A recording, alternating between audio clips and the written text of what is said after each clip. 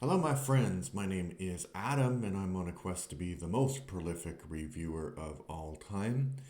And sometimes I have like side quests that I do to do that, and one is a side quest, kind of a monumental side quest, which is called Death by Disney, which is also a podcast that I have. And hello, welcome to Death by Disney as well. And what that is I want to watch all Disney films. And sometimes I am really good at remembering to do this, and sometimes I'm not. And then I was randomly thinking about Tron Ares recently. So I thought I'd go back and watch Tron, the original Tron from 1984. And I have a lot of thoughts about it. Um, I think that it is a really groundbreaking film because it's the first film to use computer generated imagery as part of the film. But let me tell you a bit about the people behind it. It was directed by Steven Leisberger, and the screenplay and story are also by Leisberger and Bonnie MacBird. And it stars Jeff Bridges, Bruce Box, Hellner, and David Warner, among others. So basically, the movie is kind of really revolutionary, I think. Not just because of the computer graphics, which I mentioned earlier, but also because of the idea of the movie. And if you haven't seen the movie, the idea is that computer programs actually are these sentient entities like people. And you can go inside the computer and you can have, like, there are people with hopes and dreams and aspirations. They look like the people who created them, but they're actually independent entities, and they view the users who, and it's also weird because this is at the time when personal computers started becoming more and more available, right?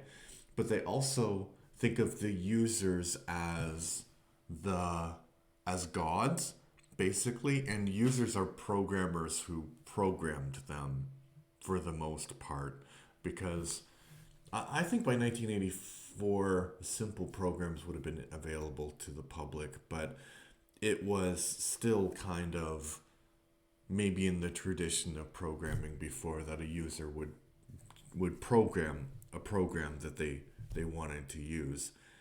And that's kind of something that's been sort of forgotten by most people as it was adopted, as computers were adopted. You would just, you know, turn on the computer, click, and then the program works. But before, you used to have to one write the program, and then when there were disks, you had to put the disks in and write commands for the programs to be to function, right? So that's the interesting part of history. But that I think it's revolutionary because we always think of the idea that AI is going to be, you know, like either it's going to make people stupid, like in Idiocracy. I mean, that's not really connected to AI, but you know what I mean. Like it's going to make people dependent, or in Wally, for example, or it's going to take over people, over the universe, like the Earth, like in the Matrix, um, or in Terminator. So it's either going to be evil or make us dependent, and we never think about like other possibilities so much anymore, like the fact that AI would treat us as gods because we created it, and they would have really complicated relationships with us, um, you know, because the program, so a user, and that's Flynn, goes into the program, into the computer, and the programs are quite surprised that the users don't know anything more than the programs do. So it's kind of a shock there. And I really haven't. I mean, I did see Tron Legacy, but honestly, I don't remember how that plays with the mythology of Tron. So I'll probably watch that later and have more thoughts about it. So I did like that. I did like the concept of. I did like the concept of Tron as an idea, and I think that the visual effects are quite stunning. It kind of makes a lot of sense in the movie that the characters look the way they do, and the CGI, it's pretty good for 1984. It's really, really quite top notch. And they weren't nominated for an Oscar for visual effects. And then I thought, well, maybe they were robbed. Who got, because basically the Academy decided that computer generated imagery was cheating, which is crazy because now every movie would be disqualified. But anyway, so I thought maybe they got like super robbed because of that. But in 1984, the winner of that award was Return of the Jedi. So okay. I think that's acceptable. It wasn't some ridiculously bad movie like that the Oscars sometimes likes to award. Um, but I think apart from the great premise and the very effective graphics, it doesn't actually hold up as a movie. And it's not the question that it's aged badly or something, because I don't think it's actually has aged badly. I think it's more like the core story was sort of forgotten, because the creator of the film, who I mentioned before, Steven Leisberger, he had this like vision of creating this story, and basically his point of view was that uh, nerds loved programming, and it was like this click, and he wanted it to be more open for people. And fair enough, but I think that the fundamental storytelling aspect is a little bit broken, because the movie starts in the real world and then it goes into this program world, and Tron is theoretically the main character, kind of, but he's a program who's been written by this one guy named Arthur in the real world.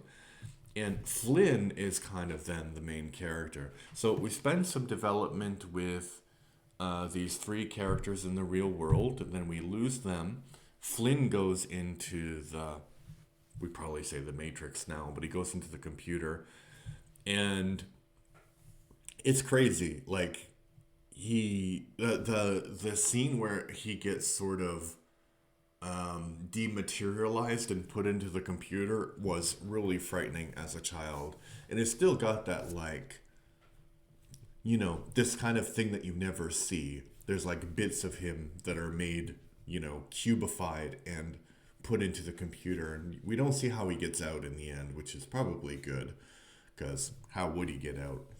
Um, yeah, so yeah, and I think then when they go into the computer, the story becomes kind of about Flynn, but he does a little bit of Jesus thing because he's different. But then you have like another set of characters that are introduced, and there's like this main plot, like this MCP, the Master Control Program, has gone a bit rogue, and it's been controlled by this one guy, this evil guy, and basically the Master Control Program, like, it seems like the stakes are really high because the Control Program wants to, hack into the Pentagon and hack into the Chinese systems and all of that. But he's still dependent on the creator of him, right? Because he asks him for some Chinese language programs or whatever. So there doesn't really seem to be much stakes. The the whole point of the movie is that, these programs will be free from the. Oh, that's crazy. Two magpies are fighting a squirrel outside. Like, wow, that was quick. I was gonna get the camera, but like they were like literally ganging up on a squirrel. It was like a combat. But anyway, got distracted.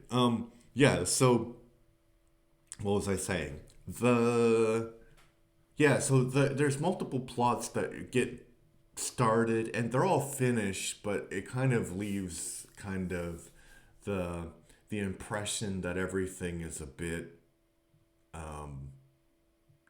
that the plot was not important, that they were thinking more about the idea and what it would look like rather than the plot, which is kind of a mistake in any kind of movie. Yeah, so the point of the thing is that these programs want to be free to interact with the real world, and this MCP Master Control Program is preventing them. But yeah, that's actually what we do now. You don't have your computer which is open for any program from anywhere in the world. That would be dangerous and unsafe because people would put viruses on your computer. So basically, this is a 120-minute advertisement for leaving your computer open to viruses, basically. So it doesn't make sense. Maybe a few random thoughts before I finish, although the squirrel thing was very random. One thing would be when I saw this movie probably around when it came out in 1984. I would have been like 6 or 7 years old, and it really did have an impression on me. But one of the impressions, so I was scared by this part where Flynn's character goes into the computer, but I also was like, this was one of the first movie where I realized I was thinking critically about it, or at least the first one I can remember, because I was like, why would computer programs be sentient beings? That doesn't make any sense because at the time, 1984, computer games would be like, Pong or what was that? Pit Hopper, Pit Jumper, something like that, or Donkey Kong, right? So why would those characters didn't look realistic at all, and you had to use a lot of your imagination. So that's my one thought, random thought. My other random thought would be about Flynn, Jeff Bridges. I think Jeff Bridges is a national treasure, and he acts in exactly the way that you can imagine Jeff Bridges would act in this movie. But there's a scene where it's not exactly Jeff Bridges, but it's a program that Jeff Bridges has written, and so it's being played by Jeff Bridges, and he crashes. He's about to crash into a wall, and so he's about to die. And he's like, "Oh no!" And it's kind of like reminiscent of the Hayden Christensen "Oh no!" acting in one of the Star Wars prequels. So it's kind of bad, but for the most part, he does a good job. With that, yeah. So I think I wanted to say something else, but I keep thinking about the squirrel magpie fight. But anyway, yeah. So I think it's an enjoyable movie still, but it has a big flaws, and I would say 7 out of 10 would be an appropriate rating for this movie. But what do you think? If you want to support me, if you like my review style, although this was pretty random today, but if you like my review style and you want to support my mission, I'm looking to get 500 subscribers by the end of March. I have 531, so I think it's possible. But yeah, and if you have any thoughts about Tron, if you grew up with this movie, if you hated it, if you loved it, put your thoughts in the comments, and then people can argue about it or just discuss it. All right, and if you're listening on Spotify, please give me a follow there. Thank you. Bye bye.